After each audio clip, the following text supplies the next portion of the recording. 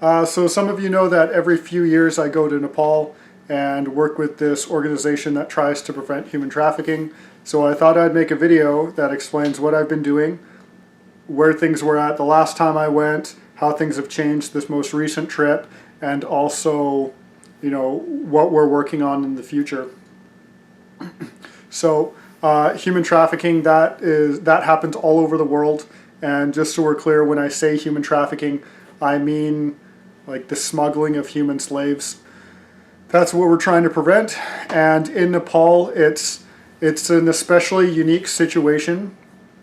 Even though it happens all over the place, we've sort of focused on Nepal because there's sort of a unique thing going on, and a lot of it has to do with there's still so many remote areas in the country. It's a lot easier to deceive people into there being these opportunities that don't actually exist, and also there's all sorts of really strange superstitious beliefs.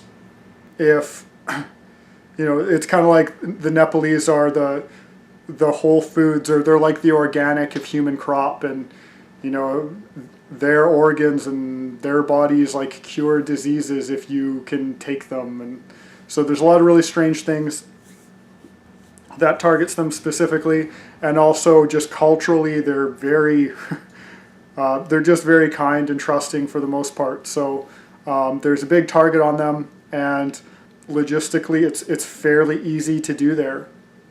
So it's a huge problem. So how it's usually done is someone with with a lot of really nice clothes will go into this really poor area or a remote area, and they'll say to someone, hey, I've got this job opportunity for you in India, and you could be a movie star, or some sort of lie. And then that person, they'll go with them, and they'll get passed from one person to the next, kind of like how drugs are passed along. Then eventually they're walked across the border into India, and from there these people tend to disappear. They're in a lot of cases they're locked in a room where they're just like tortured and abused, and while that's happening, the people who have done this are negotiating where in the world they're going to send them and for how much. So negotiations happen there, and in some cases they end up in the Middle East or India or England or whatever. In some cases they end up still in India working in brothels, or if they're working in brothels, they'll usually have to service like 30 people a day, or some of the men will have to do manual labor, and they're forced to work until their bodies break, and when they can't work anymore, these people will maim them. Maybe they just absolutely cripple them, and now these people will have to go around and beg, and if they can't earn enough money from begging, then their journey ends when they're taken, their organs are harvested and their lives are taken. So that's where things end up, and how the people of Nepal have been trying to thwart this is they stop it from happening at the border. That's the most effective way to prevent it from happening. So you have what is effectively an open border where people can just walk across, and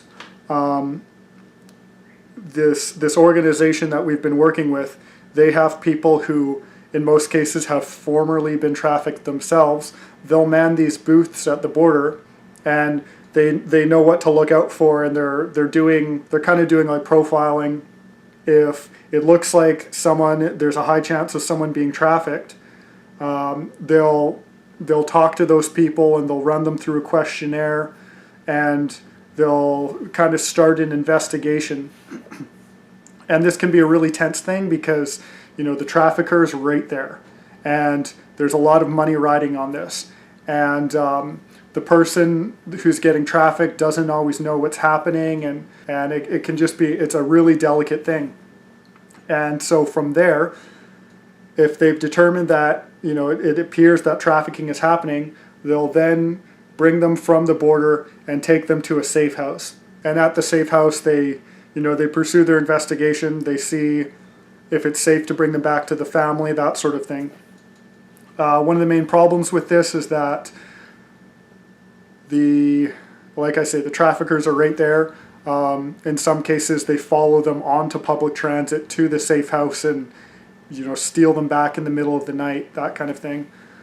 And the last time that I was there, these guys, they're constantly getting threatened by these criminal organizations. This one guy was getting phone calls every 6 hours from people saying that they were going to do things to him and his family.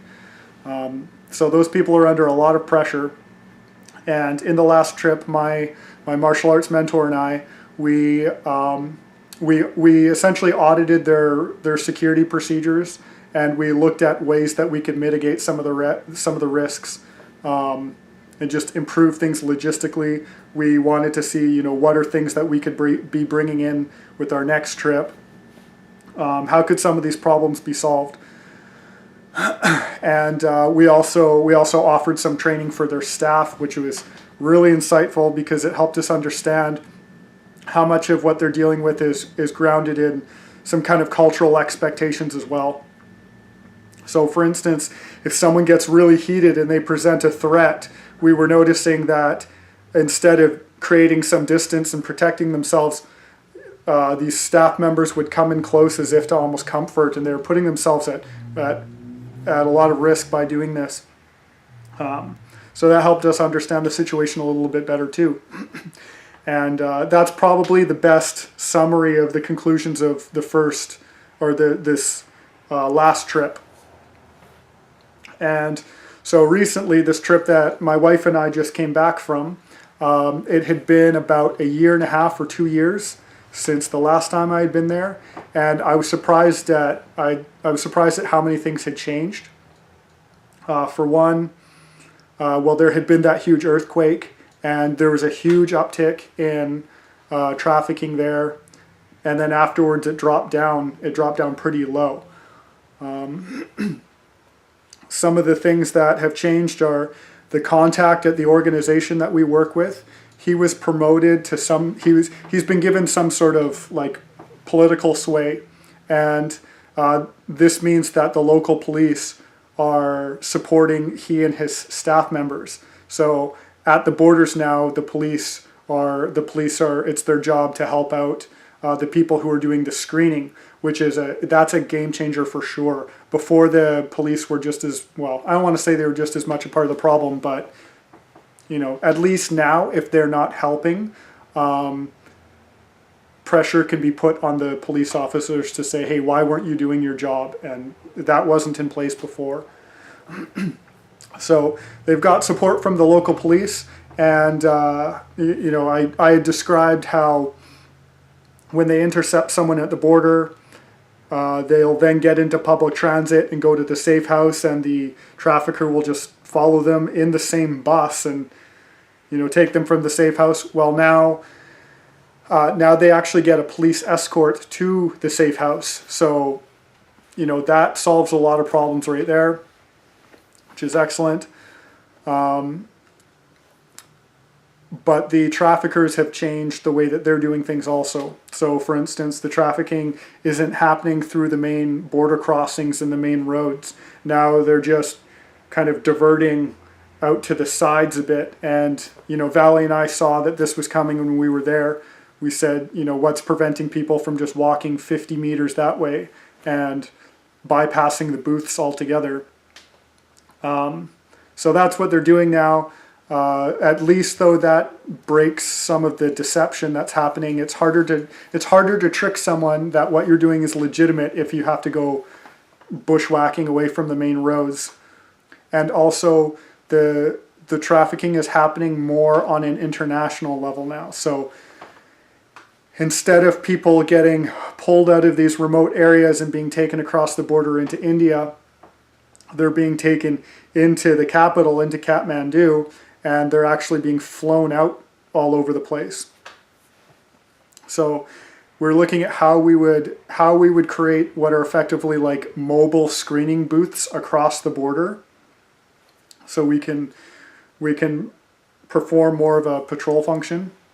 And also the screening that's being done at the foot border, It would be great if that could be done at the airport as well. The problem with that is that it's a huge bureaucratic nightmare because they're worried about causing people to miss their flights, and that could be a huge liability if they're getting it wrong and that sort of thing. It's a huge nightmare, but that's that's why you're there 3 hours early for every flight, I guess. But anyway, they're looking at implementing that there.